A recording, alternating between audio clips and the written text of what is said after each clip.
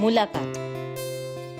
Social media પર અચાનક થયેલી મુલાકાત એક સુંદર દોસ્તીની શરૂઆત બની શકે. ડિજિટલ દુનિયામાં જ્યારે અજાણ્યા લોકો એકબીજા સાથે જોડાય છે ત્યારે એક ખાસ બંધન રચાઈ શકે છે. શરૂઆતમાં કદાચ થોડી વાતો, થોડી મજાક અને ધીમે ધીમે એકબીજાને સમજવાની શરૂઆત. ઓનલાઈન ચેટના માધ્યમથી વિચારો અને લાગણીઓ વહેંચાવા લાગે છે. જાણે કે કોઈ અદ્રશ્ય દોરો બંને હૃદયને જોડી રહ્યો છે. દરેક મેસેજ એક નવી આશા લઈને આવે છે. દરેક નોટિફિકેશન દિલને ધડકન આપે છે. રાતોની નીંદર ઓછી થવા લાગે છે અને દિવસો એકબીજાના વિચારોમાં પસાર થવા લાગે છે.